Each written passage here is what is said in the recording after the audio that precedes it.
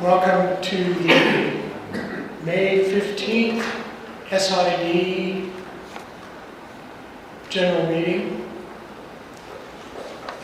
Could we start the meeting, please, with just a moment of silence?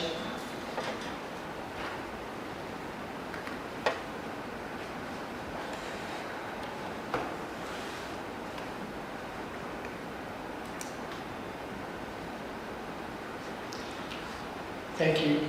Have you all read the agenda? If so, please, is there a motion to approve the agenda?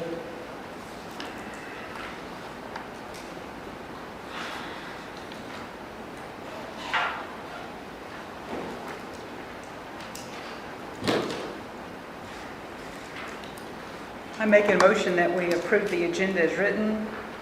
So second.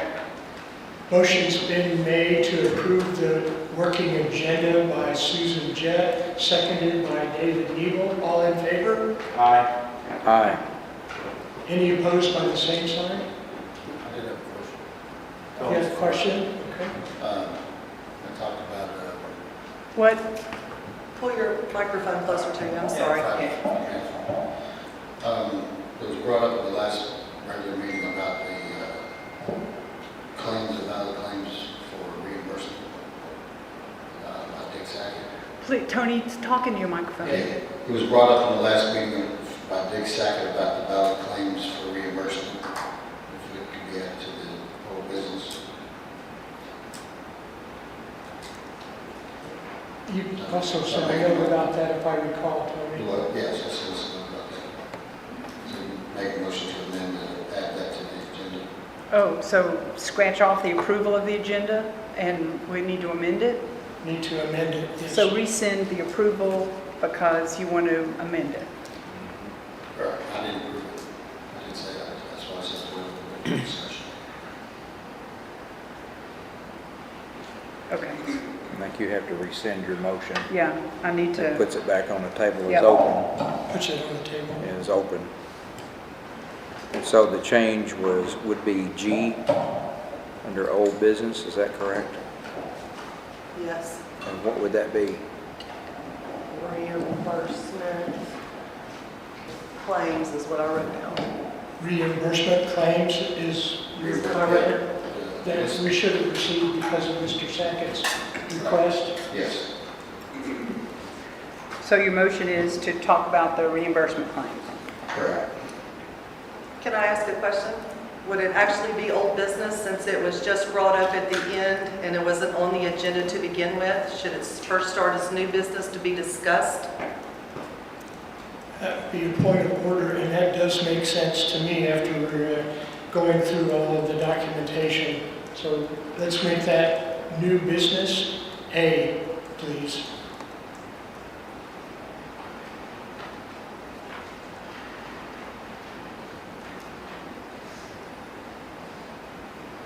With that amendment, do we have a motion to approve the amended agenda?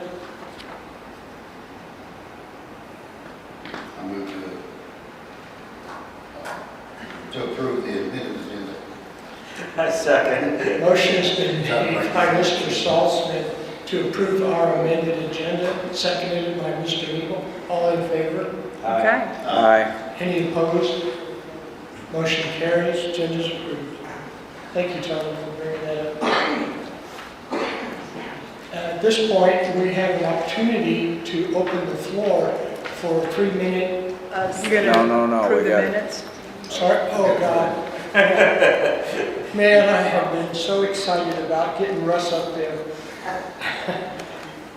We have the agenda item to approve the minutes from April 17th.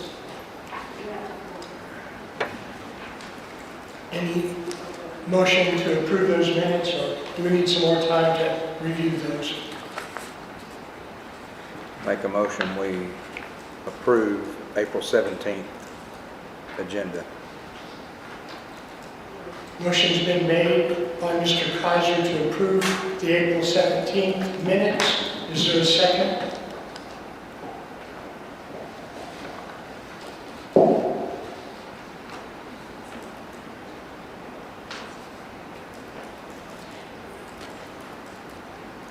hear a second yet.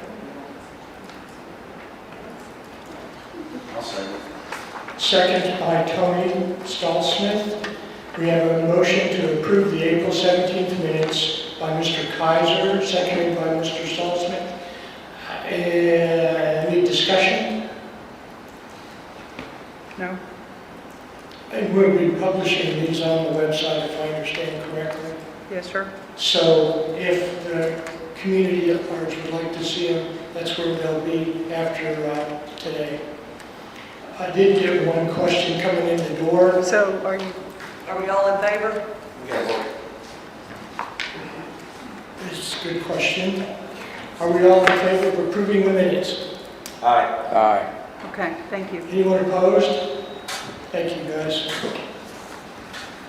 I didn't mean to cut you off, I just wanted to. No, not there yet. yeah. I know I've read FOA, I've read Robert's Rules of Orders, I've read Arkansas Municipal League, and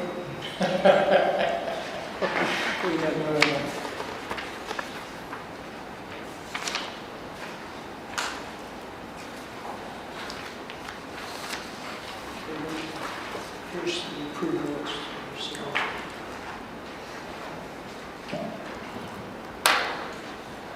Okay.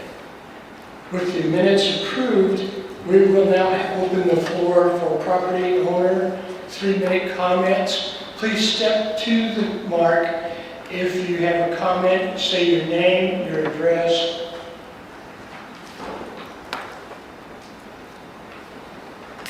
Hi, my name is Rhonda Moore. I live on Guadalupe. Would you get closer to the microphone?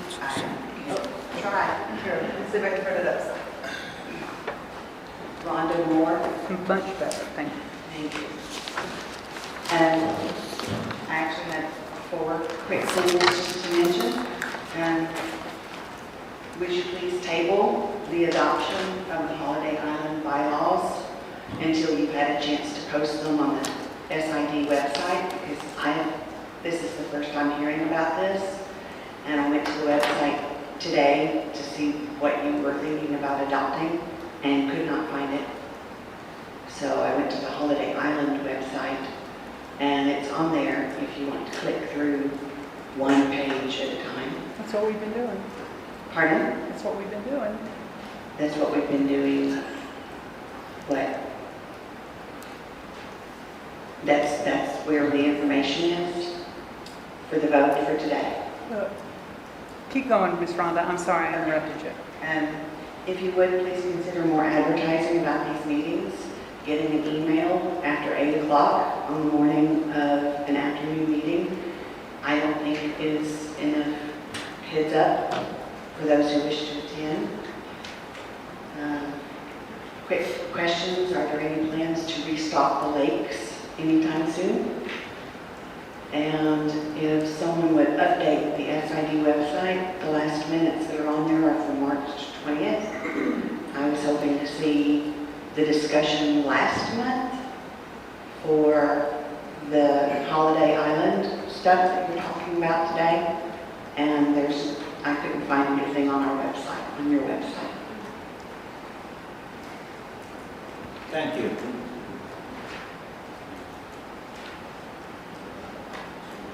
Good afternoon, Karen Rary. I'm at 49 Chesapeake Drive. What's your last name, Karen? Rary, R-A-R-E-Y. Thank you. And I understand that you will be talking about boat docks at today's meeting. I did not see it on the agenda.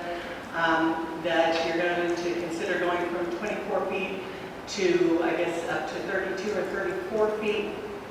I did try to find an agenda item to be able to review what the actual discussion will be about today, but did not find anything on the website. So if you could let me know where to find that information, that would be great. We do currently have a dock. We're new to the area, and we have a 16-foot dock. Kind of a game plate is really all it is. It's this rickety old thing that we want to put a boat out there. At 16 feet, there's only 2 feet 11 inches to the depth of the bottom of the lake. And while I understand that you can't dredge in this lake, being able to go out a little bit farther would be ideal, to be able to pull a boat in without catching the bottom of the boat at 2 feet 11 inches, especially if you have to consider, we did have a wet season, or at least it did from the time that I got here. We had tons of rain. I don't know what it'll be like during a dry year, so if it's 2 feet 11 inches at a wet year, what is the possibility of a dry year?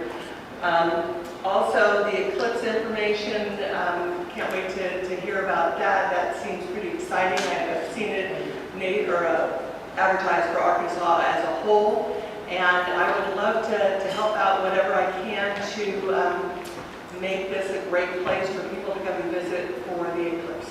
Thank you. Thank you. Thank you.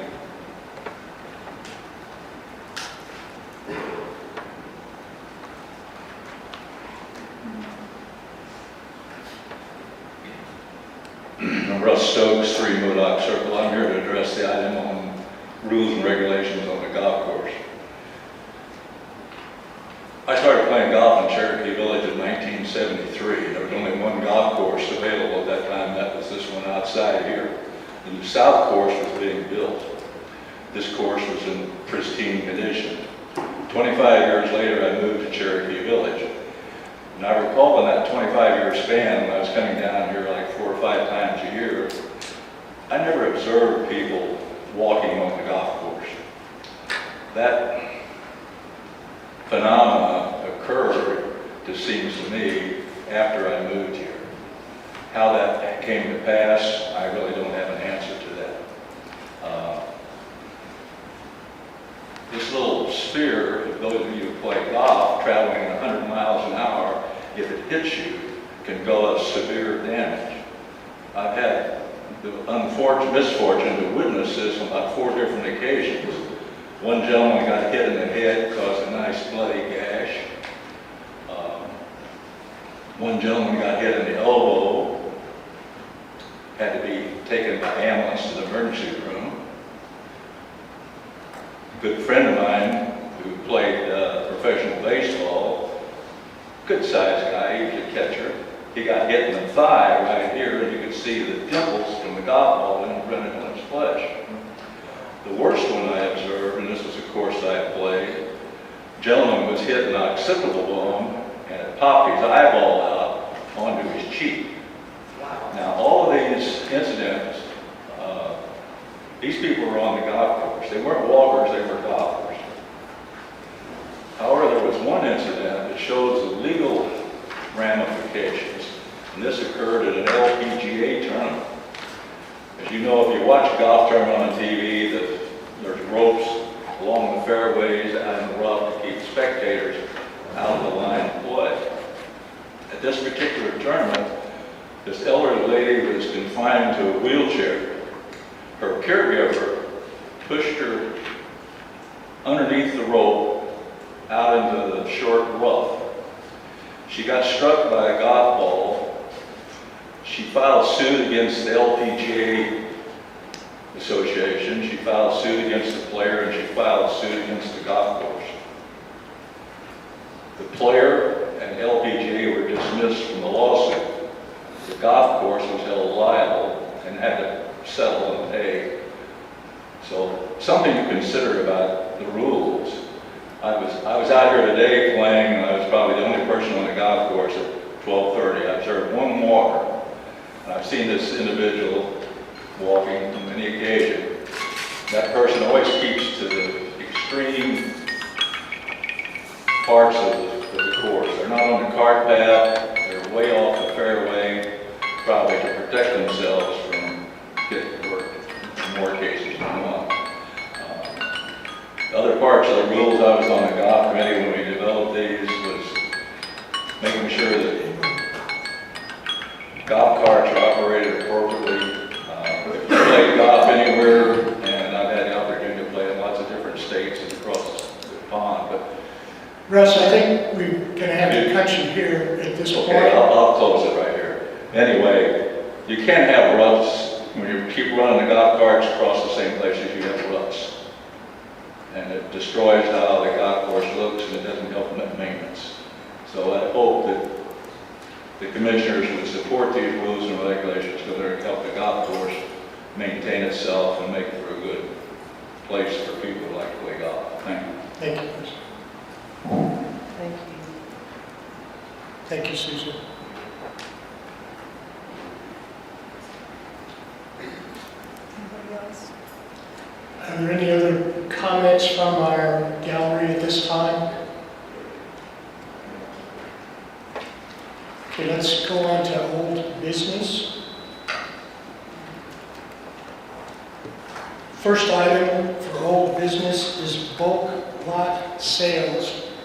And I do not have an update for you personally, nor have I talked to any of my other commissioners about this. But you guys may have talked independently together, and I'm just not aware, and I apologize to you all for that. Is there any update on bulk lot sales from you, Susan? You know, how we haven't had, sir, no, sir. Joe? No, sir. David? I feel we should table this until we get through with our regulations and stuff. Because right at this time, I don't feel we are set up to do bulk land sales. So it's up to the other commissioners too, but that's just my opinion on this, that we table it until further discussion down the line when we have more time to get into the thick of this. So just table the motion, forwarded the motion, is that what you want to do? Tony? There's no motion. It's not a motion. No, yet. just table it for future reference. That's what you got. Yeah, I mean, I know there are several people in the audience who have concerns about the bulk lot sale issue. And at this point, please hold your comments until we open up the discussion later. Thank you very much. Is there a motion to put this on the table, as they say? we had at the last meeting, we had a motion to get a committee formed to work with the realtors about the plan or something like that. And Susan asked if anyone contacted us and stuff like that, but have we worked on that yet? Or is there anybody that's going to work on it? I mean, we come up with a plan yet, or working with the commission? Y'all were going to do that. Yeah, right now, because of all the rules and guidelines we've been going through, we have not had the time to do it. Okay. That's basically what it comes down to. Until So can we get just these keep it? bylaws and everything up in order, it should have been done 30 years ago. We're kind of crimped on time. Okay. So can we just leave it as old business till, just forward it every month? Yeah. Okay, yeah, we can do that. So, Motion's been made to put this on the table, as they say, in the Arkansas Municipal League. I've heard a motion to table this. Is there a second? Motion's made by Tony. Sorry, David. yeah, that's fine. Tony, Yes. seconded. All in favor? Aye. Aye. Anyone opposed? Motion carries. So you're going to keep it under old business, right? Yeah, we're going to keep it under old business. Lake violation policies and procedures and lake enforcement. And at this point, I'm going to turn that component over to Mr. Eagle and Mr. Stahl-Smith and Mr. Kaiser, because they all have votes. So do I. You have a vote too. Yes, I do. Where's the notes on it?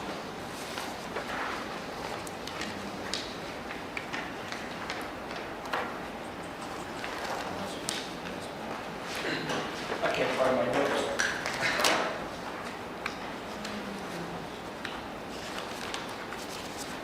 Do you want to bulk your seawall and your dock stuff that I gave you into this, or do you want to put that with your bylaw stuff?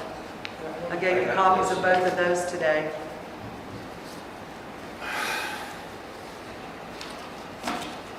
Did we not have that printed up for the lake violations and procedures? From last month? Yeah, I can't find my notes. Let's see if I've got it. I don't I have it. handed that out last month. It was similar to that, but it was just a checklist that we handed out last month. And we were going to add scuba diving and speed limit too. And the purpose of that, you have one by any chance with you? What I did is I basically took the rules and regulations that y'all had voted in a few months ago, and we put together a checklist for lake safety, our SID employees to be able to use. So if they are on the lake and they observe some sort of violation, that they would be able to approach the boat, check mark off what that violation is, get the information of whoever's operating the boat, give a copy to the operator, keep a copy in the boat so that all lake safety people would know who had been previously approached or had violations. And the original would come to our office and we would be able to maintain repeat violators and those types of things. So did you add the 35-mile-an-hour max speed for Thunderbird and Omaha? I did, and I also printed up signs, 30 miles an hour, and we printed up signs and put at the boat ramp and at the canal, because the changing of the wake and all that happens there, so we've already put those signs up as well. We haven't got the one on the bridge yet. Okay, so the Please canal sign, hold your comments, please. Thank you. I'm sorry, the canal sign has not been put up yet, is what Mr. Carter just said. Okay, and you also add no wake lakes, Cherokee, Sequoia, Chinook, Aztec. Yes? Okay. But those were not on that violation sheet because we don't patrol Cherokee, Aztec, Chinook. These were strictly, that was something for us to add this year to kind of make it seem like if lake safety approaches your boat, it's a little more official. You get something in writing. If you've had a violation, if you've got something you need to correct, they can give them something right then. They can keep a copy of it in their boat so that all the lake safety officers will know that that violation has been written up, and they would give a copy to us so we could keep record of who our violators were. That was the whole purpose of that checklist, just to kind of give it a more official feel when lake safety approaches somebody.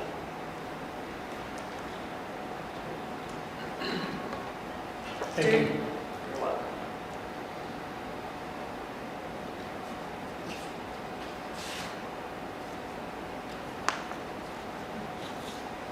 David, I'm getting you to lead this one.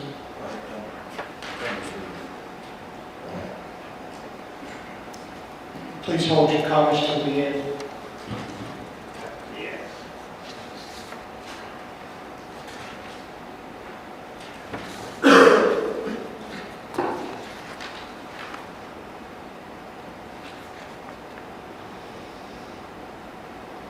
So are we voting on it this time? I would like for y'all to vote on it this time. That's totally up to y'all. They have rules for the wake boats. The wake boats are in the other pamphlet. The only comment, Areas where they can be. What did you ask, Tony? He asked about the wake boats, and I said that's They're in the folder. That's already in there. This is for violation, rules and regulations. That's just basically lake safety. If they're out there and they see something, those will be the common things that they would run across. any discussion on these? No? Any comments from people who've talked to you about them after they've seen them? Because I only had one that said, man, you guys are getting to be really nasty. Can we see that document he has, David? Just review it real quick. Again, those are the same rules and regulations that y'all voted on several months ago that are already printed up in the pamphlet. And we needed them, as a matter of fact. So what's that thing called, and we'll just make a motion? What's it? Violation notice, violation ticket, I don't know what y'all want to call it. David Ebel, read the top of it. Which one? You want me to start at the beginning? Make a motion to accept that document, and I don't know what that document is exactly. I make a motion we accept the rules and regulations as printed here on paper that was handed to us. I don't know how to do this one. We've already got rules and regulations, right? We already do. have rules and Yeah, but this is for regulations. violations. So, Let's make It's it lake specific for violation, it should be violations. worded like B. Okay, I make a motion, we accept the rules and regulations for violations. There you go. And because this is what the lake safety people are going to have and what we're Yes. going to give them and what we're going to keep a copy of, right? Yes. Right, Ron? That is correct. Okay. It's lake violation We have policy. a motion by Mr. Nebel to approve the lake safety rules and regulations regarding Lake safety. operation and lake safety. Is there a second? I'll second that. Second by Mr. Joe Kaiser. Any discussion? As I stated earlier, at my discussion point, I had one person come and tell me that they felt that we were excessive for the lakes, and they were specifically addressing Thunderbird at the time. So I kind of said, thank you very much. And I turned it back over to Mr. Nebel because I honestly don't know very much about our boats on the lakes. I know a lot about speed on the lakes, but that's about all. So with that comment, do we have approval then to approve your motion, Mr. Nebel, for the lake safety rules and regulations regarding violations? Question on the motion. We have a motion and a second. We need to vote or continue discussion. We need to vote, I think. Vote. Yeah. Okay, so yours was the only discussion. You're talking Yes, about what you ma'am. did, okay.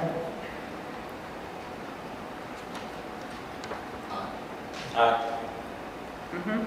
Aye. All in favor, and it looks like anybody opposed. So we're gonna try that. That doesn't mean that we couldn't change them as we learn a little bit more. But right now, that motion carries. Thank you, David.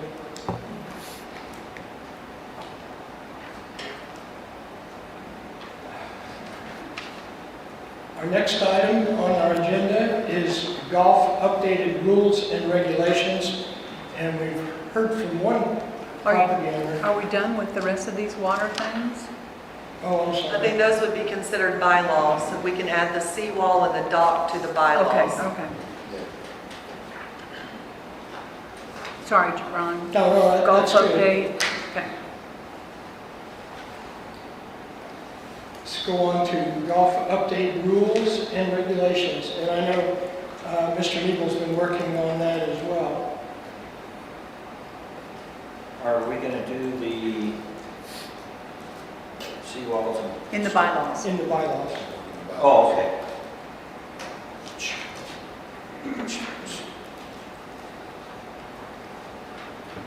We're not going into. Do y'all have your Golf copies rules of and the regulations. golf from last month? Golf rules and regulations?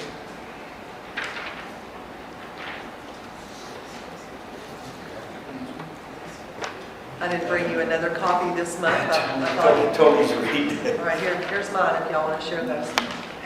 Make sure Betsy gets that back. Number 11 is the only one that we've talked about with an open, Give it and to to David. miss with Mr. Stokes. Yeah, Number 11 is the one item, and the only discussion I'd like for y'all to maybe think about if you decide to go with this is removing the bike riding.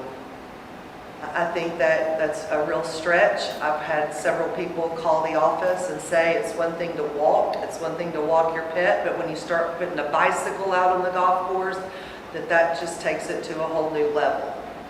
Community park continues to come up in those conversations that we're trying to turn our golf courses into community parks. So bicycling was one of the recommendations on number 11. I would suggest we remove the bicycling. And in my opinion, I haven't seen anyone out here on bicycles. I could be wrong, but if we add it on there, we're opening up to say, now you can ride your bike too. The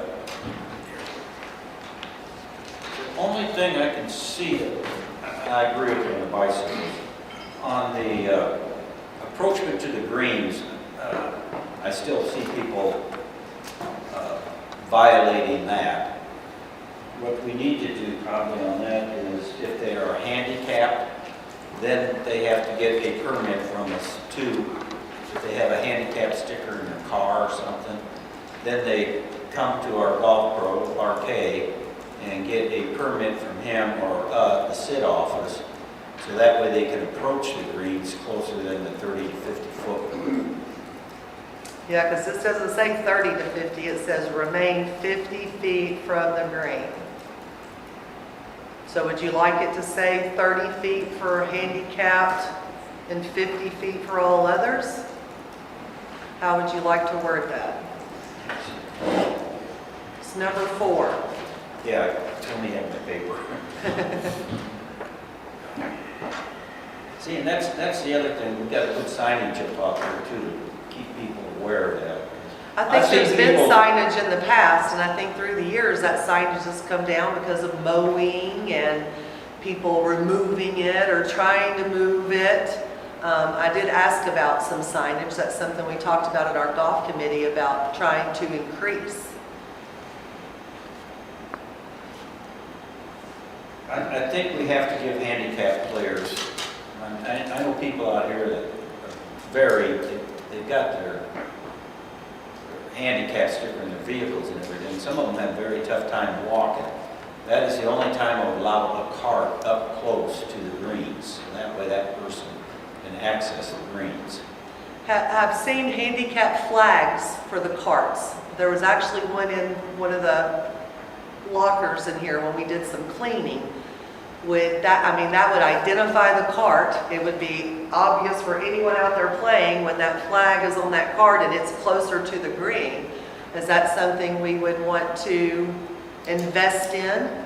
If someone came into play and they had a handicap placard in their car, then they would get a handicap placard for their golf cart. We have to consider this. Well, I think as far as our rules and regulations go, that we could add that 30 feet for handicap players. And then the policy is that they come to the golf shop to be able to get their flag. And I don't think that has to be spelled out what they have to do to keep us from not being able to finish these and approve these. And yes, I agree with removing the bicycles from riding on our cart paths. Okay? Um, Other signage? Just a thought, 30 feet for some of our handicapped people is a pretty good stretch. And in the past, we've seen them almost on top of the green, and we've used 10 feet as the standard for a lot of times. And 10 feet may be the right answer, or maybe 15 feet. But I know that the people that I've played with in the past who were handicapped, 30 feet would not be an acceptable distance. I could go with 15. It's fine. 15? It's fine. Let's amend it to 15. Amend it to 15, because thank you. Okay, so with these amendments, What's going to happen is I'll go back and retype this with these amendments. If y'all want to vote to approve them, then I'll send them to you to be signed. Okay. Thank you.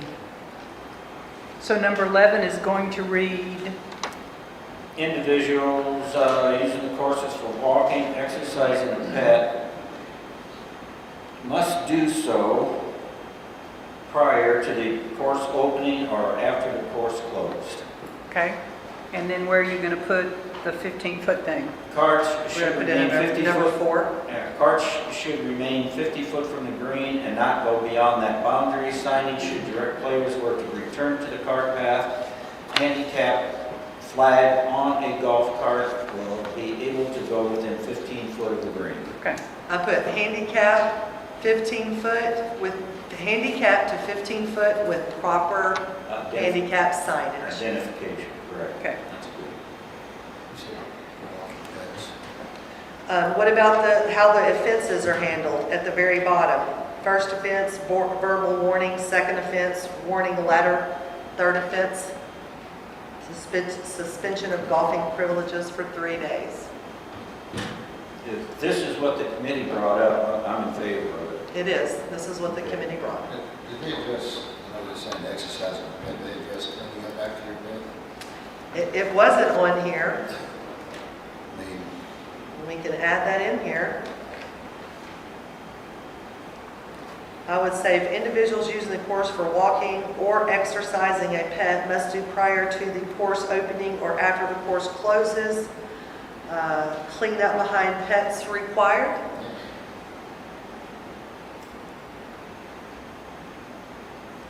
Okay. Sounds good. So the only changes that are going to be made to this is going to be number 4, we're going to add the statement with the handicap. Number 11, we're going to remove the bicycle and we're going to add the cleanup behind the pets. Anything else? That sounds exactly like what we wanted to change, and let's move forward. I make a motion to accept these rules and regulations for the Cherokee golf courses. Motion's been made by Mr. Nebel to accept the rules and regulations for our Cherokee Village golf courses. Is there a second? It's a second by Tony Stahlsmith. All in favor? Aye. Any discussion? Excuse me. Additional discussion?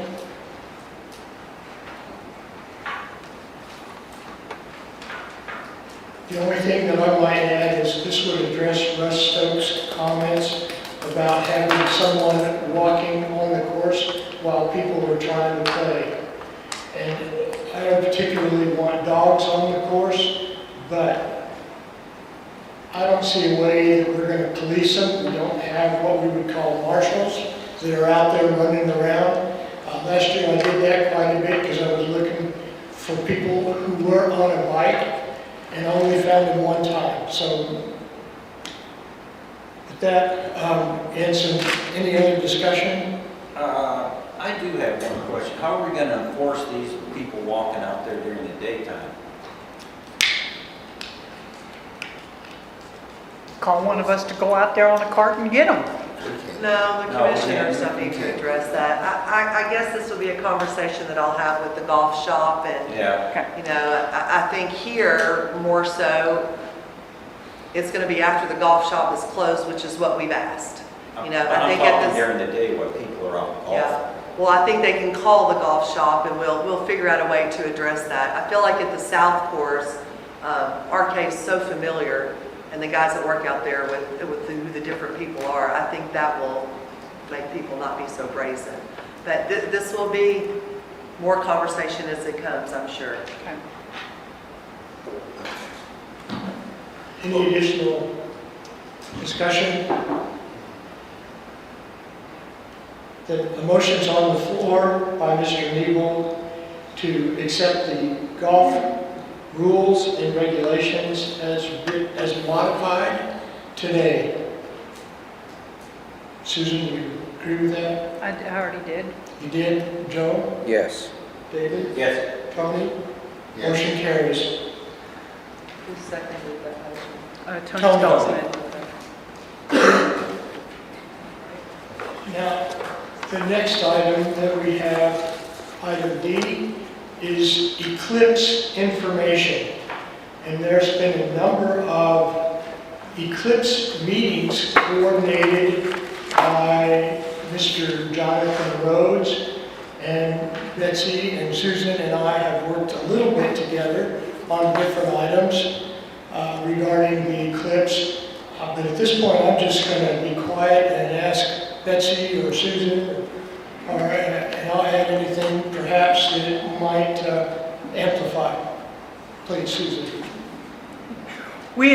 Several of us attended a meeting at Ozarka last Thursday afternoon. And they provided a lunch that came in, it was wonderful. And there was one of the presenters was named Dr. Bethany Swindle. The overview of her presentation was that we want this to be a green meeting, green as in a happy meeting, not a bad, ugly meeting. We all sat there and listened and participated in some group activities, and Jonathan spoke about the activities that are going on locally and how we're trying to coordinate with other communities to make this happen. So like Ron is going to tell you in a few minutes, I think, we invite you. The SID is not going to do anything outside of the grand plan. We are participating with the meetings that Jonathan is having at City Hall. The next meeting is June 14th at 3 o'clock. So Karen, I know that there are some committees pointed to the wrong person. There are some committees that are being formed, and where your passion lies, there's great excitement in this room, and we would certainly welcome you to participate at any place. So that was my take on the meeting, is that we want it to be wonderful, we want to be prepared, and we don't want to push away anybody that comes to visit. A lot of planning.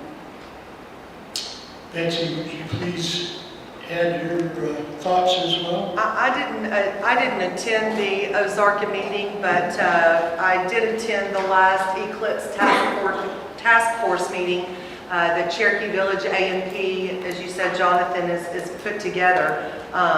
Great information, 3 counties working together. I think right now we're just really looking for some more specific information before we can commit to what part SID can play in this. But we are very excited to work with the city and with the other counties to make this a great event. As we said last month, we're looking for things to do before the event, and we're looking for things to keep people in town after the event, so that this will be, a longer experience than just the 4 minutes to watch the eclipse. Thank you. You're welcome. It is exciting when you take a look at the websites regarding Arkansas travel and tourism, and they have a lot of eclipse information in there that's just really spectacular. And then there's a number of photos in the website, or on the websites, that really show old versions of eclipses. And it's really worth the time to take a look at it, because so many people have misconceptions on what they can do with the glasses to avoid hurting their eyes. That's in the websites as well, and it's just really going to be something that you're going to have family coming in. You're going to want them to be able to use all of our amenities. You're going to want to enjoy this activity, because it's not necessarily once in a lifetime, but this one in 2024 on April 8th is 4 minutes and 12 seconds long over Cherokee Village, which is phenomenal. The next one is in 2045. I'm not sure I'm going to be around for that one. With that, I think that pretty well puts the eclipse issue to bed. So let's move on. Kathy, I hope we've given you some insight.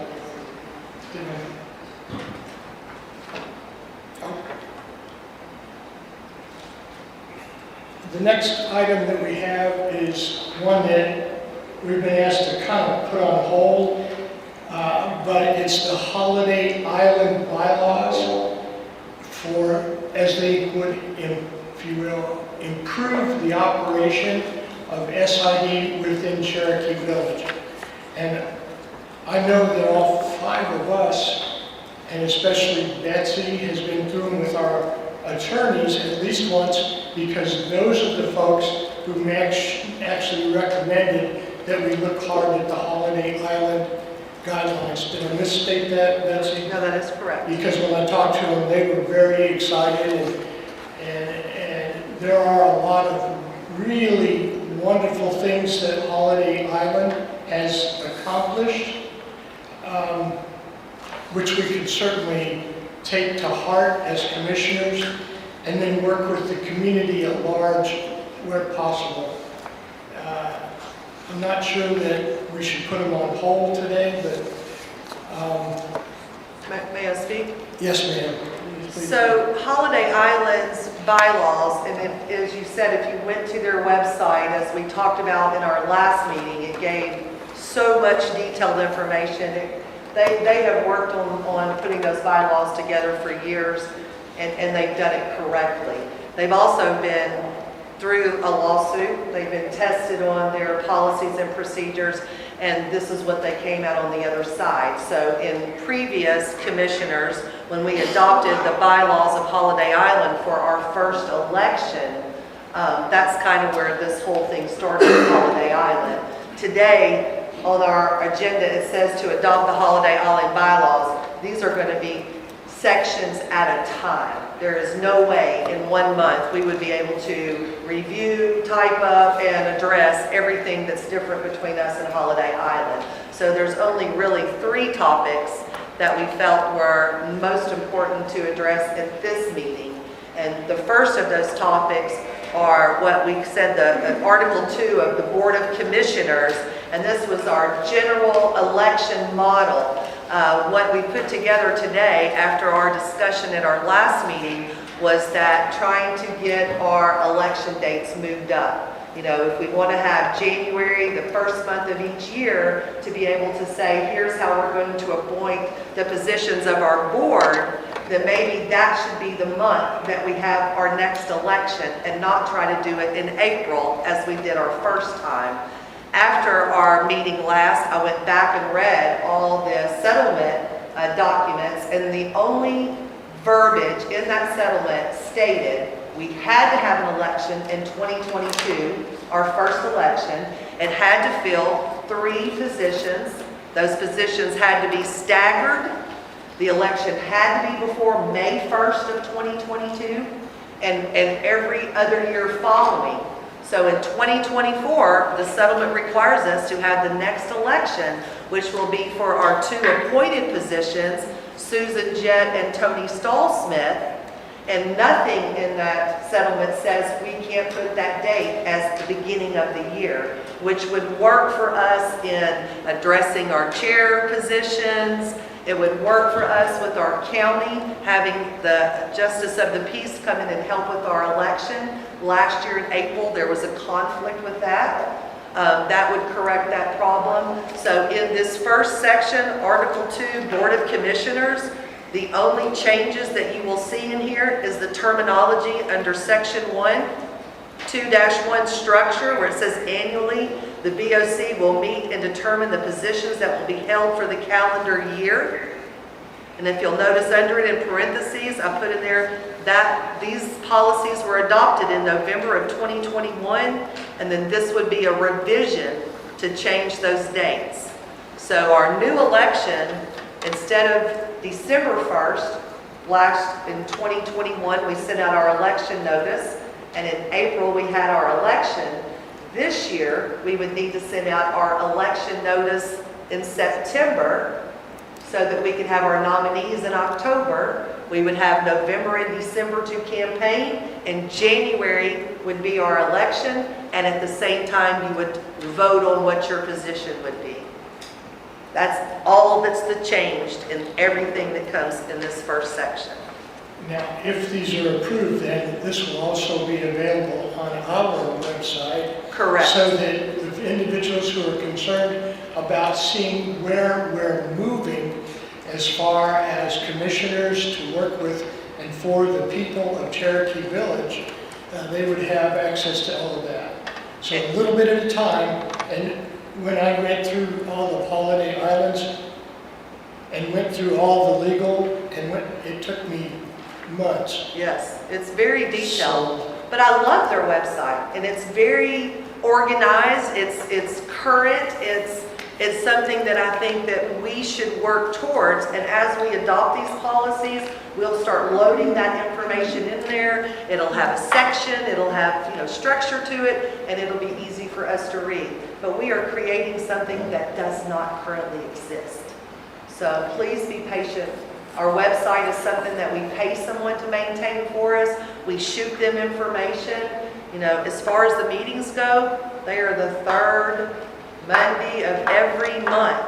Our little emails is just a reminder. It should already be marked on your calendar.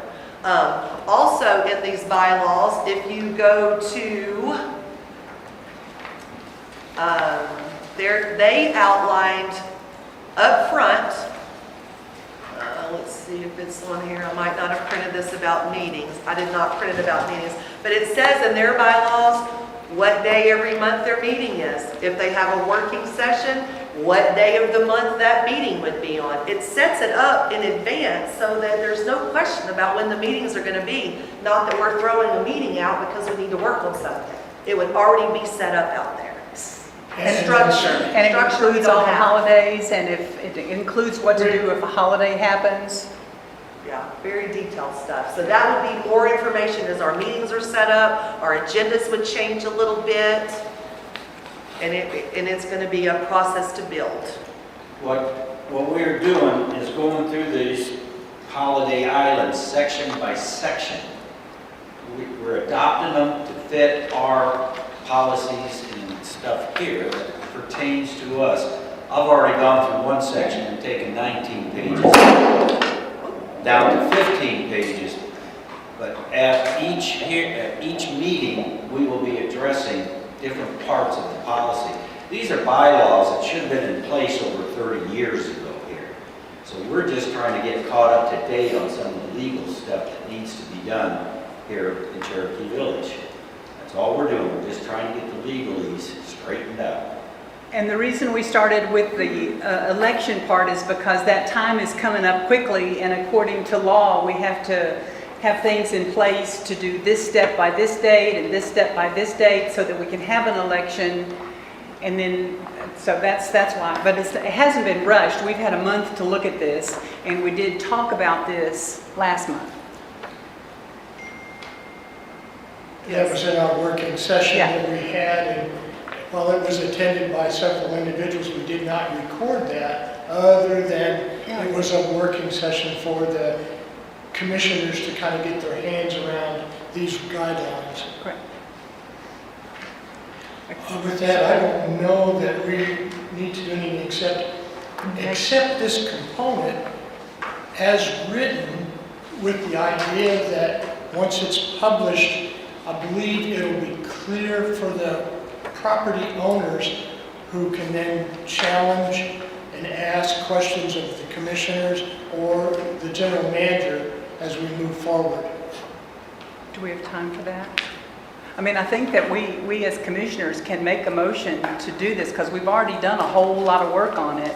Well, this particular It's just an section is amendment. just a revision of what's already been adopted. This is already your election model that was voted in before you were elected. This is how our election began. We're just amending. Correct. And with those amendments, I'm looking for if you will, an opportunity to approve them today, because I know we've been through them unless we need an additional month to get these approved.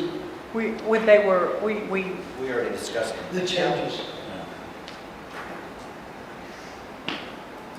I make a motion, we accept the amended rules for the Article 2 Board of Commissioners, Division 1 generally. very good.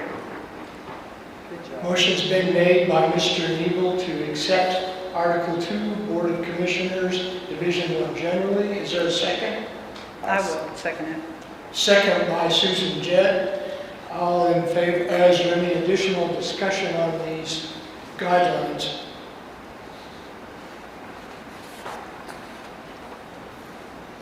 All in favor of accepting Article 2, Board of Commissioners, Division 1 generally as amended from what had already been approved in 22? 21. 21, excuse me. Thank you. Aye. Aye. You good? Yes. Sorry, I thought I already said yes. Thank you. I already wrote down carries. That was the easy one, folks. Now, When we start talking about the holiday island piece, because we're going to really have to spend some time working through that to make sure that we've changed them to benefit Cherokee Village and the SID specifically the property owners. Yeah, here's your seawall and dock We now. have two additional components of that, and David, I'm going to ask you to take that on. Okay, we have gone through and checked seawall construction guidelines and dock construction guidelines here in this also. These, the dock construction guidelines was 6 of 2001, so we are revising it 5/15/23, and it will read, Cherokee Village SID must approve all construction of docks before obtaining a permit through Cherokee Village Planning and Zoning. The property line has a 7.5-foot easement on both sides, and the dock cannot extend into the lake any further than 32 foot. In the case of low water in a cove area, the general manager can approve up to a 34-foot one requested. All docks must be the floating type, no fixed docks, i.e. on supports or piers. All structural materials must be of treated lumber, non-rotting material, or galvanized steel. Decking to be of weather-resistant materials, treated lumber, vinyl, decking, tracks, etc. All corners are to be enforced with bolted steel brackets. All wood members must be screwed together. All flotation devices must be of encapsulated foam style with rigid outside case. This is what we're amending it to. And also we have seawall construction guidelines. The original document was 2007, and we're amending it to 5/15/2023. It is the policy of SID to allow property owners with lakefront lots to install seawalls along their property line to prevent erosion by the wave action of the lake. SID must approve the construction of materials used prior to any placement of any seawall. 1. Current building permit as issued by the City of Cherokee Village Planning and Zoning must be obtained. Written approval from SID Office of Drawings required to obtain permit. 2. A copy of the plot must be included. A. Seawall must be constructed from property line to property line. In the event other seawalls are in place on adjacent property, the seawalls must be connected. Constructions of seawalls are not allowed on common property without prior approval from SID. 4. Seawalls cannot be constructed beyond the shoreline at normal pool level, top the spillway or top of the weir at Sequoia. Maximum height seawalls can extend from the normal pool level is 24 inches. 6. Wooden type seawalls are not permitted. 7. In the event of the shoreline has egressed into the lake, the seawall may be placed at the same elevation as the top of the spillway or weir in the case of Sequoia. And the silted area may be excavated out to bring the shoreline back to its original location. In the event the shoreline has eroded into the property line, the seawall may be located at the property line and backfilled on the land side of the seawall. These are the revisions we are making. Any questions? Oh, shit. I have a question on number 7 and number 8. I'd like really a better explanation of that. This basically is what this is saying. If the shoreline has eroded into the water and the water has gone up over the property, then they can determine where their old property line, which would be buried under the water. They could build a seawall way out, and then let's just use a hypothetical number and say it's 20 feet. So they could go out 20 feet in the water and dredge that out and backfill it with whatever they want to backfill it with. And so then we're going to have a very irregular shaped lake because people are going back in and excavating pieces of property to obtain their original landmarks. And I'm not sure that we would ever be able to determine exactly where that property line is underwater. That's the reason for the plat map. But even on a plat map, it's to me I think that the way the water lies, and that has been in place for well over 50 years, where that water line is in Sequoia, that is where the property is. And that's true, I think, in regular property disputes. If someone had a fence on your property and you'd let it remain there 7 years, well, guess what? Too bad, that's where the fence is. I don't know on water. That would need to be something that our lawyers would have to determine what is the proper thing to follow on water. But I can just see all kinds of flags and problems and everything with 7 and 8. All right, so it sounds like we need to do a little more research on the seawall construction. What about the dock construction guidelines? And Joe, I hear what you're saying, that is a concern. And if one person tried to do it and the others didn't, you know what I'm saying, it would be a real cluster. Well, when I talked to one property owner, they were looking forward to extending their property line out into the water and then filling it with whatever they wanted to fill it with. And that didn't seem very appropriate when I drove around Sequoia, so that one bothered me. Okay. Thank you, Joe, for bringing that up.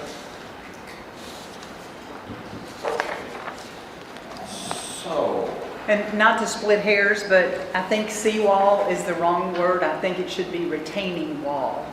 And I say that because I read up, you sent us that document that we could look at, and I looked up what a seawall is and what a retaining wall is, and it really is probably just splitting the hair, but. And where it says to prevent erosion, it ought to say to slow erosion, because you're not going to prevent erosion.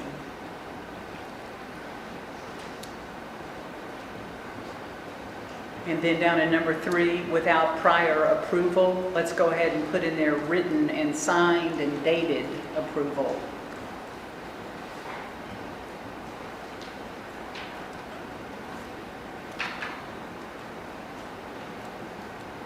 But thank you for your work on this. It's pretty incredible.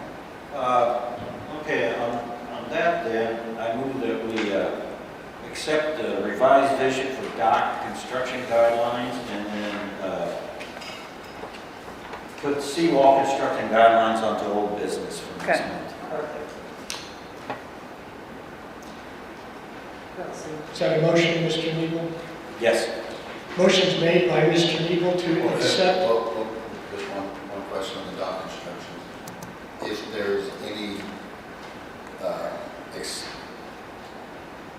request that is different from, say, this 32 or 34 foot recommendation, is that something that can be brought before the commission for approval or anything like that? I can't hear it. Speak into your mic, Tony. Yeah, we please. can. Okay, we had an instance like Wayne brought up, flathead about the lady who's trying to do the one over on Sequoia. Is there, Ms. Fox. right, is Yeah, there a pull your provision? microphone still Is up. there a provision for us to look at individual situations? I personally feel like that Ms. Fox is a special circumstance because in all honesty, she could rebuild her existing dock and leave it right where it is, and Yeah. it still would follow what we're saying. The docks that are there, we're not changing, we're saying the future docks going in. So I do feel like that this will address the future docks going in. Okay, but for a And- situation like this where, okay.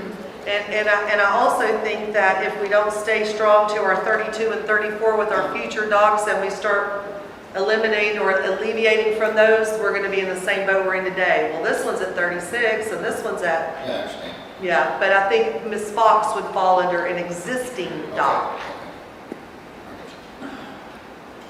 So does this should it say something about, we'll take the person who wants 35 and a half feet, 36 feet, takes the request to the general manager, and the general manager will make a decision, or general manager needs to get with us to talk about each individual No, Okay. I've got 6 sitting up there. If they fall into our requirements, I pull out the plat, they hit their easements on each side, they're not going out too far. I have a new form that we're gonna fill out. The contractor or the property owner is gonna fill it out when they request approval. I'm gonna sign it. The city is gonna be looking for that form before they let a permit go. And we're gonna work together on making sure we're going right moving forward. If I've got to pull every dock and bring in here for y'all to do, then that's going to delay a month on every one of them from meeting to meeting. That would be silly. That's why it was written, the general manager could approve up to 34 foot. Okay, Okay. good. All right, so I'm going to seawall, old business for next one. Yep. Okay. So did somebody make who seconded the motion to accept the dock construction? No one yet. I'll second. Seconded by Tony Stahlsmith. Any further discussion? All in favor, signify by saying aye. Aye. Any opposed? No. Okay, dock construction guidelines have been approved by the commissioners on 5/15/2023.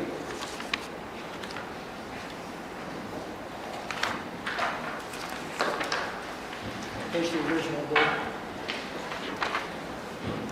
We've been going for a little over an hour. Do we need a 5-minute break? Yes, please. So let's please just take a real quick 5-minute break and we'll reconvene. Here, give that to Betsy. Oh, and did I give something to somebody to sign?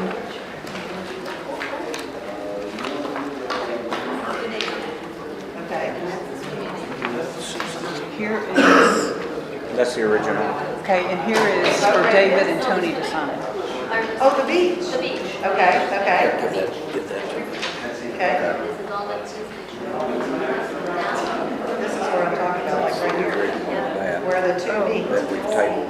This is, Okay, we're moving forward on that. But I think, but this is the end of the lake, but they. See, I thought that may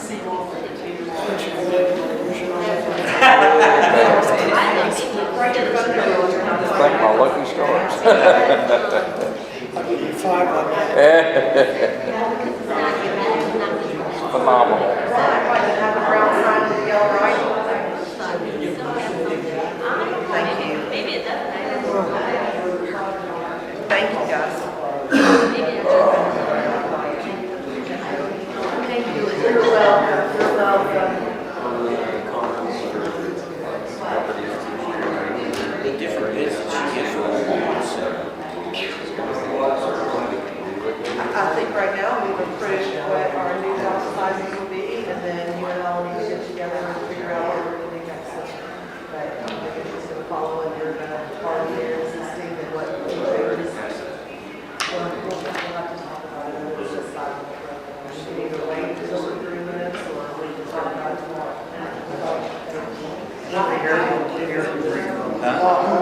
Good job. Good job. Thank y'all. I know. So this is good. I know. Yeah. It took 19 pages.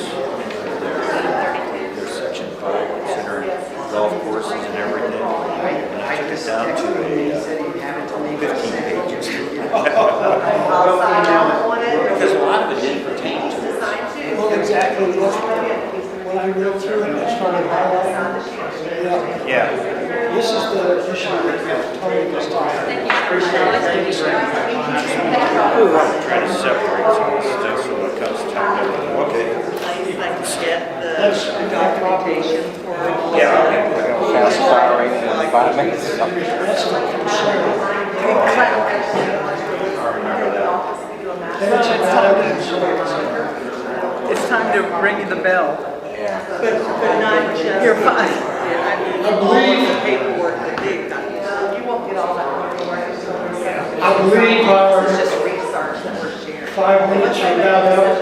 We'll post all of that. And I'd like to reconvene, but we lost the commission. He's right there. He's coming, he's talking, they're talking about, I'm not sure. And thank you for your patience for letting us take a potty break. Yeah, go ahead, just tell everybody. I'm the one who had to pee. I won't tell on that. I'm not going to tell on that. Our next item on our agenda is Omaha Center roofing update, and I know they've been doing an enormous amount of work. And Betsy, can you just let the folks know who are here, please? So in 2022, we voted to remove all of the equipment. You know, the Omaha Center is that same design with the flat roofs and all of your air conditioning and all your equipment on the roof. We've had leaks there for many, many years, and removing all of that equipment off the roof was one step into be able to go back and put a pitch on that roof so that we can move into the future and stop those leaks. Lucky for us, once we got all that equipment off and made through the winter, it was pretty dry. Even the few small rains that we had, we didn't have anything come in, and we felt pretty good. The last few months, the swimming pools we don't have in the ground at Omaha are on the roofs. They are standing in water. We have leaks in places we haven't had before. Now that the equipment has been removed, it gives some other ways for water to get in. What I have presented with y'all today is the revised roof quote that we had gotten before. This time, what they've added is that they will mop all of the roof that we're not going to put the pitch on. So this would be the same thing that we talked about before. Putting the roof at the Omaha is going to be in parts because there's 4 different sections of that building. It's not just one. The auditorium is the main concern right now. That's where the majority of the leaks are coming from. That's where all the equipment was removed from. And if you look on your very first page of the quotes that I gave you, that page has an estimate of $144,000. That is to put the 612 truss install. It'll look very similar to what Lakeview Diner did, where they went up on their wall to extend it so they could put the pitch, the 612 pitch. It would be very similar to that. And with that quote, that is going back with shingles on all of the other parts of the buildings that has the shingles that are missing. So that's $144,000. If you go to page 4, this is the same plan, except we would go back with metal instead of shingles. So you're seeing $196,000. It goes from 144 to 196 if we put metal versus shingle, and we already know that that more than doubles the warranty on the roof. That's going to be longer than our lifetimes. Then on your very last quote, that $62,000 is the mopping of all of the other roofs at Omaha that do not get the pitch this year. And it comes with a 5-year warranty. So even if we couldn't afford to do more roofs at Omaha next year and we converted our efforts to somewhere else, we would have that 5-year warranty to ensure our flat roofs that are still holding water would not leak. To me, it's a kind of a double. I love the metal. That's y'all's decision if you feel that extra money should be spent with that extra warranty. That's what your differences are, but that's your 3 quotes. Your mopping of everything, and then you've got a shingle replacement with the 612, and you've got a metal replacement with the 612 truss.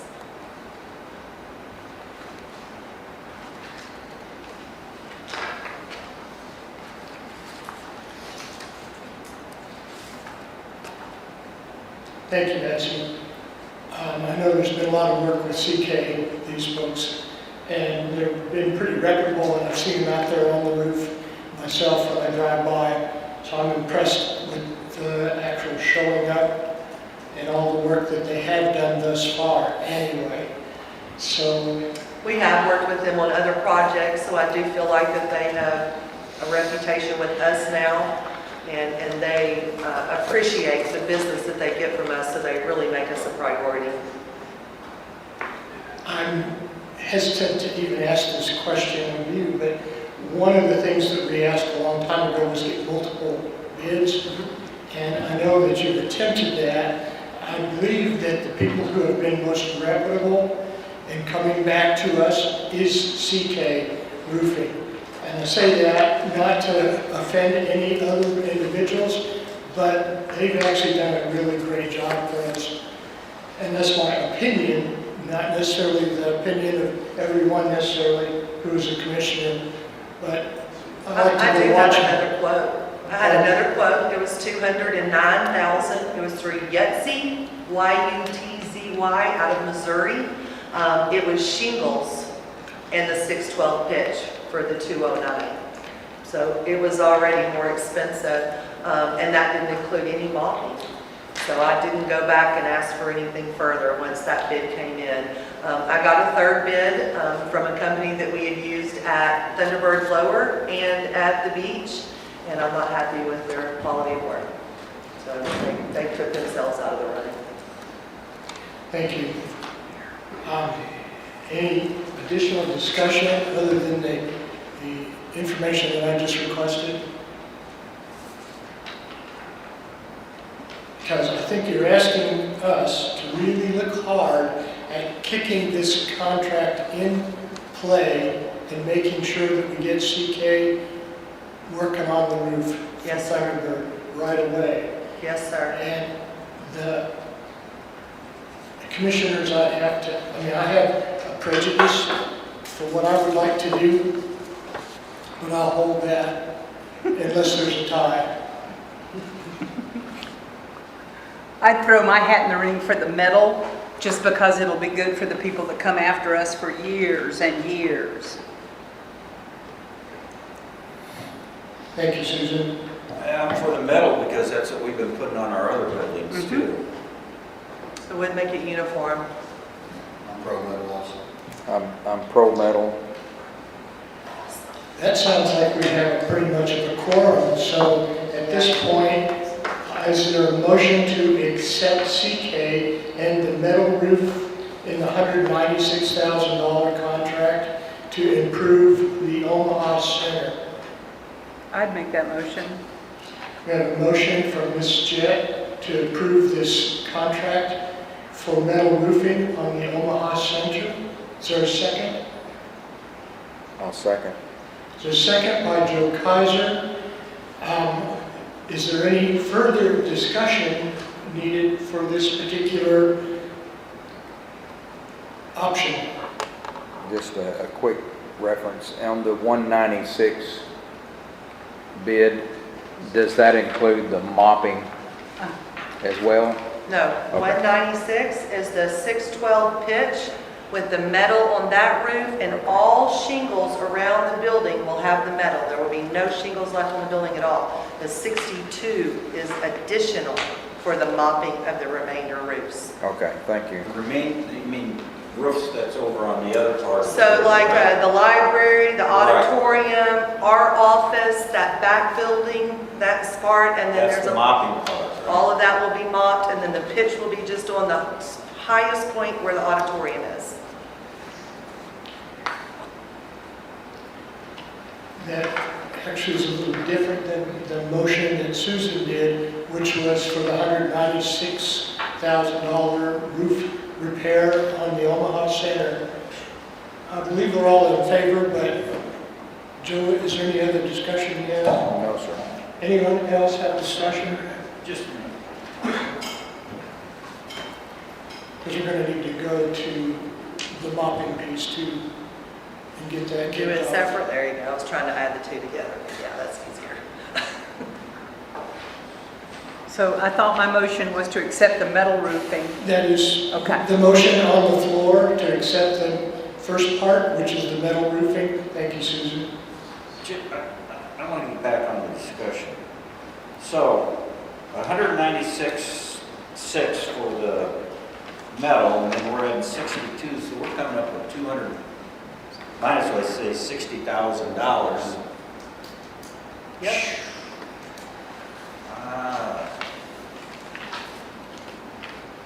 But if we don't spend the money on the part that's leaking so bad now, it's going to be Oh, yeah, I a know. whole lot worse.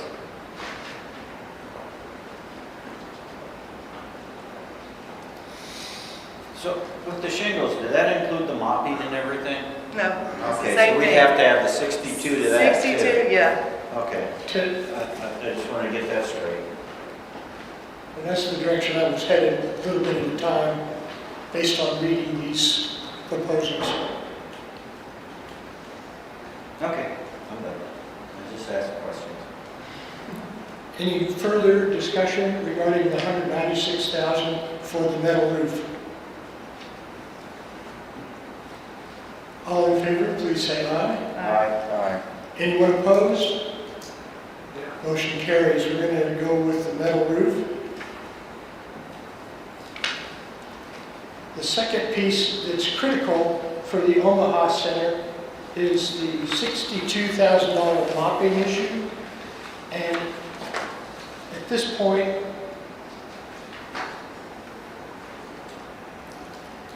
that gives us a lot of security for that particular building. And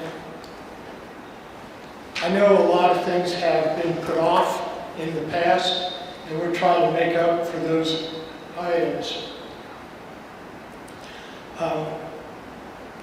I think that we really need to go ahead with this second piece, which really is a huge number when we start talking about the 62,000 plus the 196.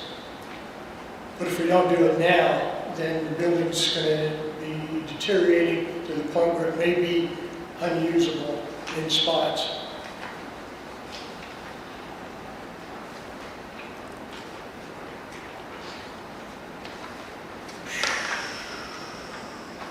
Please hold your comments, please. I make a motion we approve the $62,462 for the mopping of Omaha Center. We have a motion to approve the $62,000 option for the mopping of the additional components within the Omaha Center roof. Is there a second? I'll second it. Second motion has been made by Susan Jett. Is there any additional discussion that we need to make before we vote? This mopping is a 15-year warranty, is that correct? Yes. It said 5. Hold on, let's look at This this. is 15. On his contract, it says 15. It says 15. Oh, I see it right there. Okay, I was looking at this sheet right here. That's just That's a okay. workmanship, yes, I'm sorry. 15-year warranty on the product and labor. 146 square feet. Now, CK does have a pretty good reputation, and we hope that they're going to be able to actually live through the warranty period. They're pretty young. And healthy, because you ought to see the stuff they're carrying. If there's no other discussion, I'm going to ask for a vote to approve the $62,000 mopping option for the balance of the roofing in Omaha Center. Yes. Have a yes from Susan Jett, Yes. a yes from Joe Kaiser, Yes. yes from David Eagle, Yes. and a yes from Tony Stahlsmith. Motion carries. So Betsy, that should allow you to get some work done. Yes, sir. Yes, sir. Is there any additional information that we need to talk about on the Omaha Center roofing issue? Not for me. They won't let me up on that roof, Good. so I can't tell you that I fell through this year. Good. So, with that, that really concludes our old business, but we do have one piece of new business, and it's the reimbursement issue that Mr. Sackett brought up in the last meeting that Tony's asked us to address. I think we need to get together a list of all the valid claims, as well as sending out letters to those whose claims have been deemed valid, and for those who haven't, why they haven't been deemed valid. I think we need to start working on this or something. So we have a spreadsheet that we received from Tim Hutchison's office back when the settlement took place. He was the attorney, pardon? Yeah, Tim Hutchinson is, The attorney that represented the residents. And so the way the settlement read was that anyone who requested a refund, they sent their information to his office. He compiled a spreadsheet, which he sent to us, at which point we went through that spreadsheet and we found the $34,000 in discrepancies that Mr. Sackett has referred to multiple times. We sent that information back to Mr. Hutchinson's office and never got a response back. This has gone on for more than a year.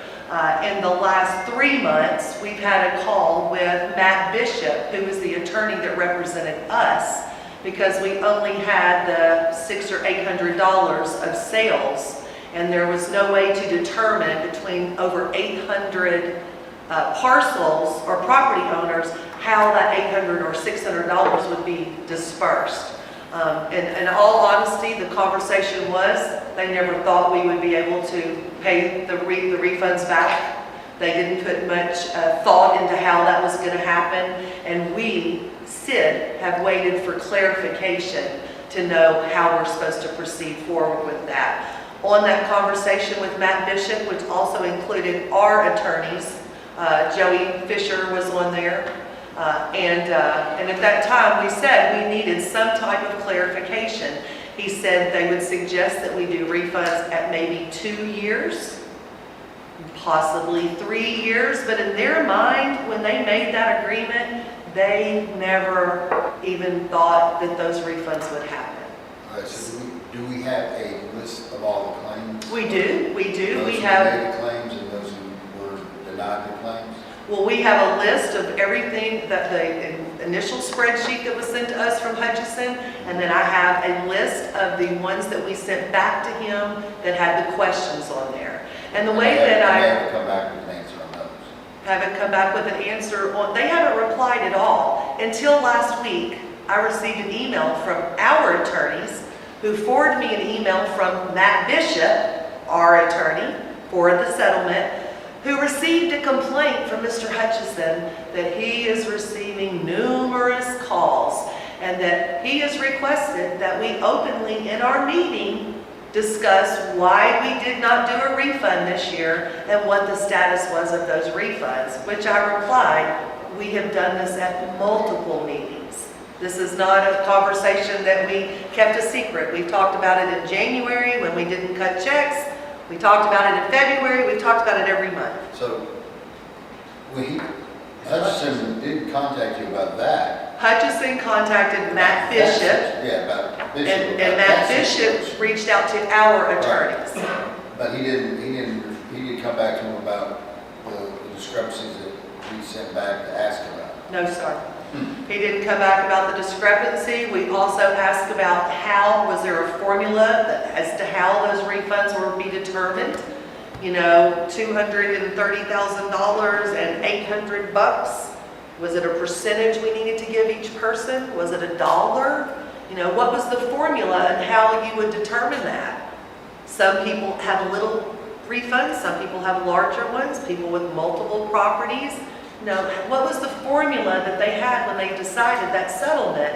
And I can't get any clarification. We put the money in a separate account. We can show anything that we've sold today. We're up to $1,400. So where's the holdup at exactly?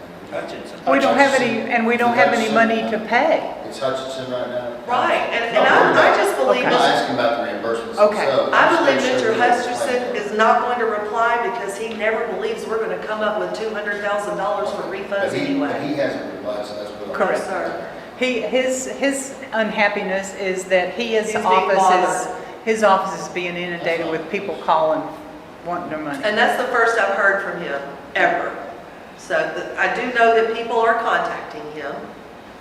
For us to go through and do what you're asking, it would be extremely time consuming. We have a list Yeah, we have a spreadsheet. that he sent us, Yes. Yeah. and then we are sending that to him, questionable ones, and he has not come back to us, is that? Correct. That is correct, right? We sent those questions back to him in March of '22. Within 30 days of receiving them, we turned it right back around and sent it back. And we gave the documentation that showed why we had questions or corrections. And you can go back and listen to all the recordings, and we've spent a minute or two at most of the meetings talking about it. And in the written notes, there's just a blurb that says we had that as part of a discussion. So it's... I'm not opposed to what you're asking. I just want you to consider the amount of time and expense and postage. I understand, Yeah, I understand what it is. okay. Something's got, I mean, I'm just saying something needs to be done, I just don't know where. Well, we're waiting for Mr. Hutchison, though. Yeah, we need to know that information as well. So Yeah, we can to be able to share. Yeah. Be able to share. That's all.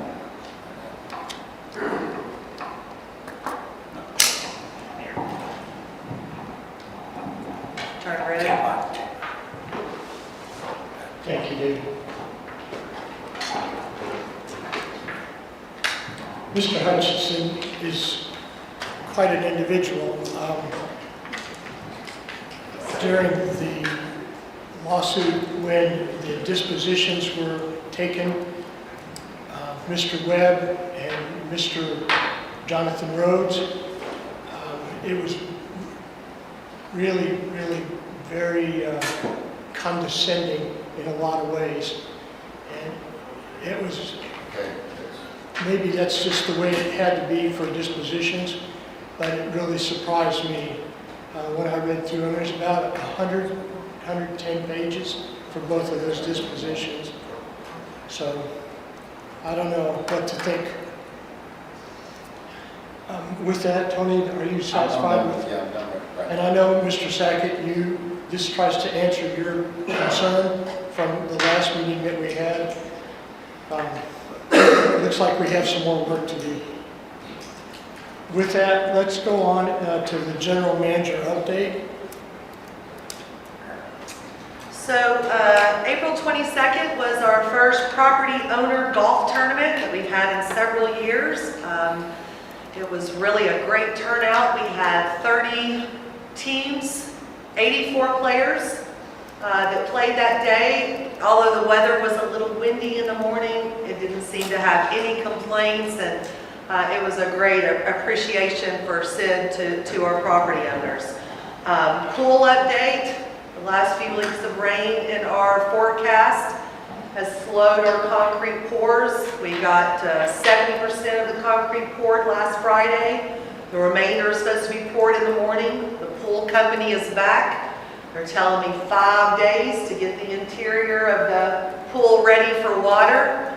I am going to push myself to have 3 days to get water in the pool, chemicals right, and I have an inspection on the 25th already scheduled on Thursday. So pray for me. Pray for me. And everyone who wants to swim for Memorial Day. The April 2023 financials, I left a few copies on the table out there. As always, I kind of go through and make little notes, so when it's something obvious that it pops out to me, I think it's going to pop out to y'all. So I try to make a little note to the side as to what it is or where it came from. Always, if you have questions that you have on the financials, my office is open. Call me anytime. I'll be glad to sit down and go through them with you. It's an open door. I didn't have on my update the campground because I wasn't sure it was going to get it, but I got my call today and the meter was set. So we are at 15 camping spots with 50, 30, 20 ampage for each one. The boys have about 6 more picnic tables and everyone will have a picnic table. I have 6 more grills coming. Everyone will have a grill. And we've got some chat going in to identify where the parking spaces will be. So it's going to look very neat and clean and organized. The only thing I have left to do, the bathroom needs some decking. The roof has leaked for so many years. The decking is caved in, so we're going to rip that off. In-house, we found shingles and felt, everything but the plywood, so our guys are gonna roof that for us, hopefully the week after the pool opens. But everything else has been done on the inside on that, so base hard looks really good. And those are all my updates. Thank you. That's it? Yes, What about the parking lot over at Gitchgumi? I have not gotten any pricing back from Get You Gimme again, but I contacted the company that did Artisan, and they're supposed to come out and look at it. I called another company, they want me to take pictures and send to them. If they don't have time to come look at it, that's just ridiculous. We So, can still we're- take a bid, but it wouldn't do us any good if we can't get them here. All right, and we got the old bids from Atlas, but they haven't come back to give me an updated bid. That bid's over 16 months old, Yeah. so I wanted to try to get two at least, but the company that did Artisan, I think, will be interested. I'll tell you the only reason why, not because of Get You Gimme Beach, but because of the chance of doing a parking lot like this. Yeah. Right. They'll give us a good price on something small to do something big. So we'll see what happens. Thank you. At this point, I know a number of people have wanted to make comments, and we're going to open it back up to property owners for comments. I know, Mr. Martin, you had wanted to say a couple of things, so now's your chance, sir. Do you still want to speak? I'll bring you a microphone so you don't have to walk over. Okay, hold on. Take yours, Joe. Tell us what you thought. I appreciate what the commissioners do. I have criticism as well. And the main thing is, criticism, I'll let you talk. is that all of this is taking place here, but none of it is taking place out in the field where we are out. I have a home on Sequoia, and we have seen a number of improvements that have taken place, not necessarily because of you. But the point that I would like to make is that this is a piece of prized property. And we have worked on it ourselves in order for it to be as it is today. And we appreciate what you have done for us in any respect.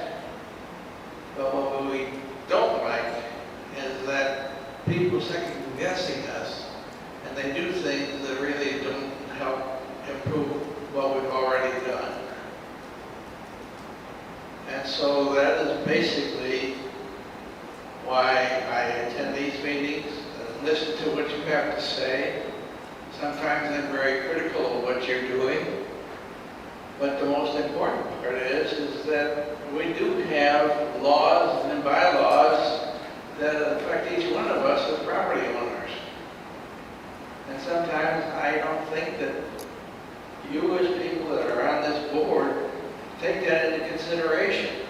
And that's why I would recommend that you be remanded because of what we see taking place. And that is about the extent of my computation of my comments to make. So if you have some things that you can reflect that you expect us to do, I would appreciate it very much. Thank you.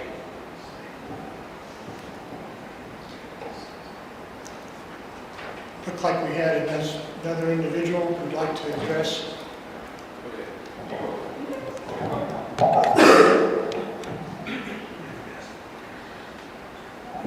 Deanna Draper, Cherokee Road. I had a question on the metal roof. Do you know the thickness of the metal that they're going to put on there? And is it galvanum? It's 26 gauge, I believe. It's marked on there. Which gauge? think it's on there. I think it's 26, Yeah, I thought I read it. Yeah, that's medium. 26 gauge R panel. Yeah. Yeah. It's on the estimate. Okay, and is it standing seam or what? Is it what? Standing seam? I don't know what that is. Seam or screw in. When they put the seams up, another seam, and that's what seals them together. Or Yeah, there's standing one seam with the does not ever leak. I don't know. I can tell you in a week is I'm getting 26 gauge All R it panel says on is my house. lifelong screws. Yeah, we did too. Okay. Lifelong screws. Are they exposed? They probably will be. I think they are exposed. I don't think it's that snap over. It's not the top of the line, Yeah. most expensive. Yeah, that is indicative of the price there. That's a decent price for how much we got. Thank you. Thank you. Thank you.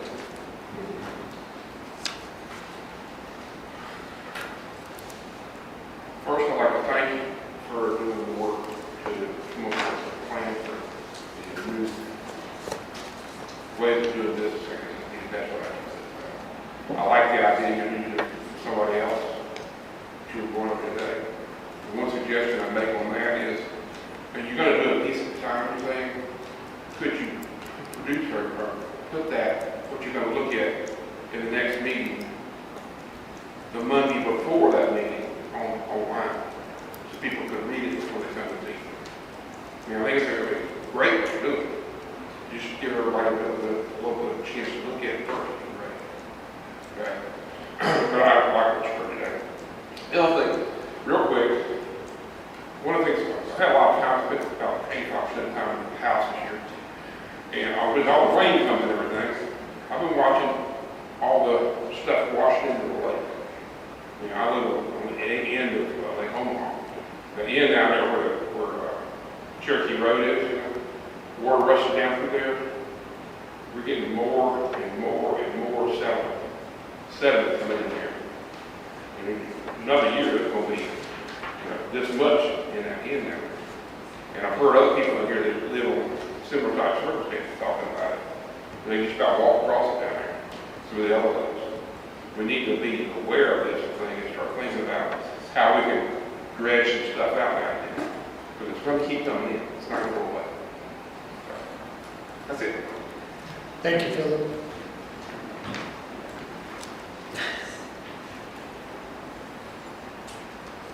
I just got a couple quick questions. Who are you? Kind of questions. Who are you, Mr. Girl? Daryl Curley, 27 Modoc Circle. Have we recently changed the length of docks can be? I don't know, I think I put mine out, you couldn't be out more than 20 or 22 feet. Yes, that's the revised division. That's the revised one we just passed. So we're going to 34 feet, At her discretion. 32, 32 and automatic. 34 would be in a code. Okay. I understand. You've already accepted that. Yes. I just wonder, I live in a cove. And all those cove lots are pie-shaped going back up to the road. And if everybody on every one of those lots builds a dock and puts it out 30 feet, you might just go tie a string to all of them because there's not going to be any space between the docks. And that's just an observation. I can tell what's happening. I've lived in my cove for 47 years, and it just keeps growing and growing, and bigger docks come in. My second question is there any restriction on how much of your frontage your docks can cover? It can only go to 7.5 foot. You got a property line, you got to be within 7.5 foot. You can't go past that. So it can be 100, your dock can be 100 feet long. If you got 2 lots, Okay, that's all I want to know. Yeah, 7.5 on each on side. both sides. Yeah, okay. All right, thank you. Thank you. Our little cove is getting, I used to be able to come in my pontoon boat and swing around and pull into mine, but now you got to go in and back up because there's big docks everywhere. And there's plenty of more spaces where probably 4 or 5 other people could build a dock if they wanted to. So the water would go away. That's what's Thank killing you. us. Yeah. Good question on that. Yeah? Hey, Carl, What? question. What we approved, is it still up to the discretion of the general manager? We say it can go to it can't go in the lake any further than 32 feet. That doesn't mean it can be allowed to go to 32 feet if there's a certain circumstances. Is that correct? What now? I think what y'all have approved is that would allow a dock to extend into the lake at its furthest point at 32 feet Right. and discretion to 34 foot in a cove. But I think, just like Mr. Curl said, is that we'd have to look at that and That's see what I'm if saying. That's if what I'm that's saying. even possible. We can't approve a dock that's going to overrun somebody else's dock Right, so or that's what block I'm saying. somebody else's dock in. So that doesn't mean they can necessarily go to 30 feet. It just depends on the situation. Correct. But they can if it's allowed. If it's allowed, That's if all. we approve it. And 24 foot was Just what to was clarify. approved in 2007. Just to clarify. Thank you. You're gonna build a big dock. Hmm? You're gonna build a bigger I dock. might put on an extension. I got 3 comments on your adoption of the golf course rules and regulations. The addition of concern, for people with disabilities. I think you need to be very definitive on that. When I first came here, they're issued special flags to golfers. And people were just coming in with notes from their doctor saying that, you know, this person needs to take their cart closer to the green. Back when I was living in St. Louis, I played at this one club. I played with a handicapped golfer who had 2 titanium prostheses. And he was president of the National Handicapped Golfers Association. And with him at that time was another handicapped golfer with an artificial leg who had lost his leg on an aircraft carrier during World War II. Neither one of them pulled their golf carts up close to the green. They stopped them wherever they had to and walked. I think all of us realize that you got a cardiology problem. Your cardiologist recommends walking. Your orthopedist recommends walking. If you have excess weight, arm, your knees, etc. But I think you're going to open up a can of worms on that disability thing. And so you need to look at that real closely. My other 2 comments have to do with, one, you're talking about the seawall or retaining wall, however you want to define it. And I think comment was made about extension out into the water. You probably need to consult with a good land or real estate attorney on property lines, particularly the way things have operated here in the village and extending the imaginary line out, that being the water, and trying to avoid what Mr. Curley was talking about, having docks bump up against each other. And the same as with those bylaws that you're talking about adopting with Holiday Island, I would again recommend running those by your attorney to see what is applicable for Cherokee Village as opposed to what's only applicable to Holiday Island. You don't want to reinvent the wheel naturally, but sometimes there's apples versus oranges. Take a close look at that when you get further into it. That's all I've got. Russ, when we go through these, all of them are going to be looked over by our attorneys, trust us. I assume that, is that my neighbor by chance? What's that? Yep, is it a female attorney you're working with? No. Lucinda? No, People from Little Rock. our attorneys. Wayne Lindstrom from 48 Flathead, the owner of Flathead Customs Dock Shop. So I was just wanting to touch base with the submittal that I gave to you guys in reference. We discussed a little bit about Molly Fox's situation with the new rules that you guys have ordered in. I didn't know if you guys had had a chance to rule or vote on that, or if I could get some sort of follow-up.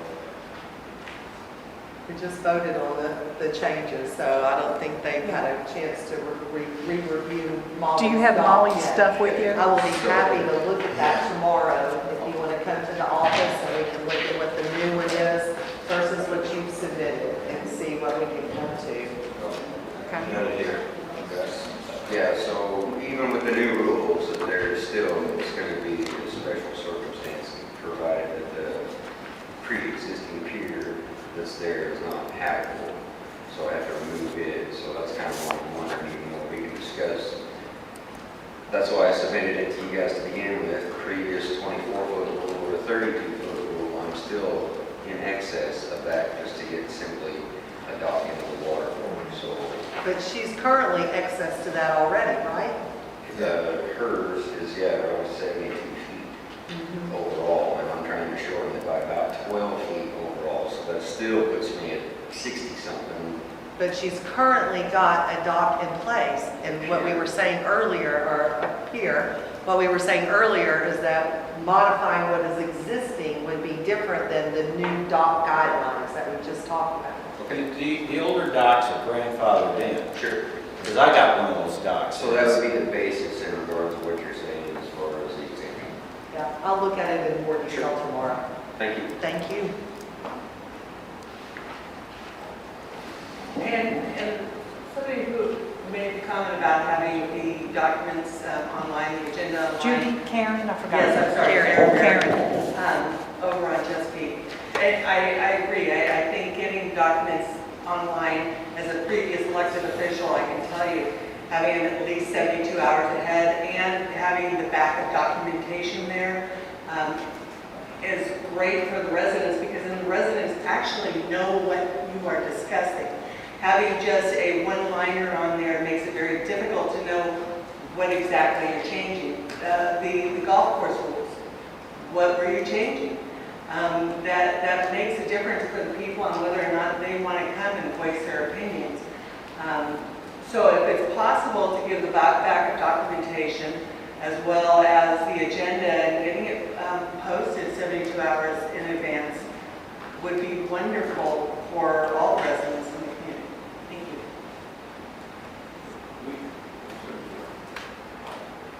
you. Good afternoon, Peter Martin. I'm on the address, 158 East Lake Shore. We're talking about seawalls. Okay, you want to stop the chatter? I'm sorry, Excuse me. hold off, please. I don't need an answer tonight. Well, what do you think gives you the authority to tell a person what they can and can't do on their property? For instance, Lake Sequoia, what happened back in '64, the lake was raised because of something that Mr. Cooper did, or it could have been the highway department. But the other thing that has happened since that date is that lake has also been drained many a time. And it hasn't been drained all the way down, but a lot of the bays have been emptied out. And usually in the past, which you don't have to go by, they let the property owners dredge out those areas. I have one at the end of our bay that did it 3 years ago, because they have the runoff that we heard about over in Omaha comes into the thing, and that builds up where their property is. And there's areas of Sequoia that are getting shallower and shallower because of runoff. But SID never seemed fit to dredge or clean out those areas. They only work on the canal. So that might be another thought, because I'm going to assume that we're still going to be draining Sequoia every once in a while to do maintenance on that canal. So that's one thing. The other thing that might be interesting is when you adopt or pass a rule, it might be good to read it once. And before you okay it, so that everybody that's sitting here and then also on the record would know what you're talking about. And that might also be good for in the future if you take and accept the recordings that your secretary is making as a part of your minutes. Then they would be able to be held on somebody's computer indefinitely or put up on the website and use that as the official minutes, and then you can have an abridged version for what you have on paper rather than having everything written out in longhand. So usually it is the motions, the vote on the motions, did the motion carry, not all the extra discussion. And then you can refer people back to the recording for the extra discussion. But I applaud you for getting a document that you could work off of rather than reinventing Thank you very much, and have a nice evening. Thank you. Thank you. Are there any additional property owner comments at this time?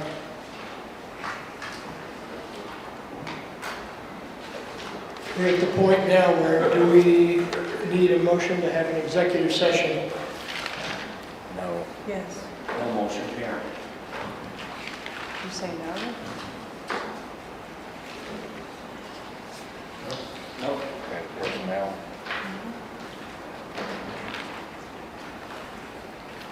I guess we need one. I'm unaware of it. Pardon?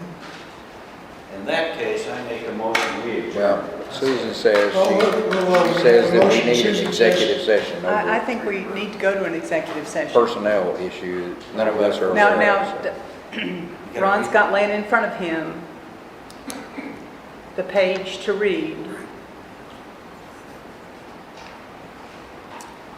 And then there's a bigger piece that says pick one of those things, don't pick all of them.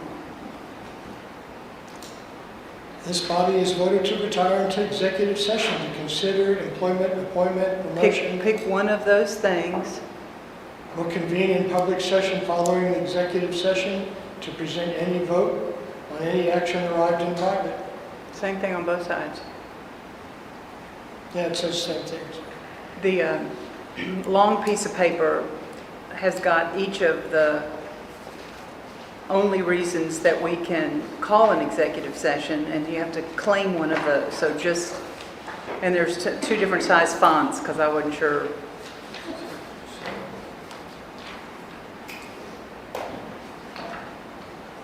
Well, I'm not sure which one I would pick. So this body has voted to retire in executive session to consider, and it says select one, so I'll say employment of an employee or commissioner. We will reconvene in public session following the executive session to present any vote on any action arrived in private.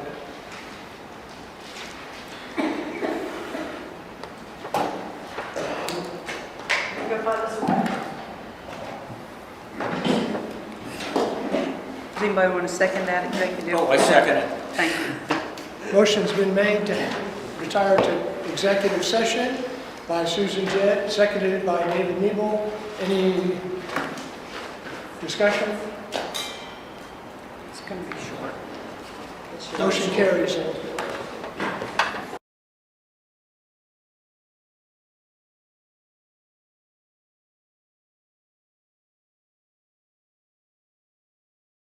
We need to reconvene. Yeah, I'll make a motion to reconvene. Second. Motion made by Susan Jett, reconvene, and seconded by David Nebel. Aye. Everybody in favor? During our executive session, no action was taken. Now I need a motion. I make a motion we adjourn. Motion's made by Mr. Nebel to adjourn, Second. seconded by Mr. Kaiser. All in favor? Aye. Anybody opposed? Okay, what's the date? No, but what's the date of our next meeting? Let's just get it out there on the recording and everything. 6877. The date of our next meeting is, do I have a calendar on my phone? I'm going to change right here. Third Monday is the 19th. 19th. The 19th. Juneteenth.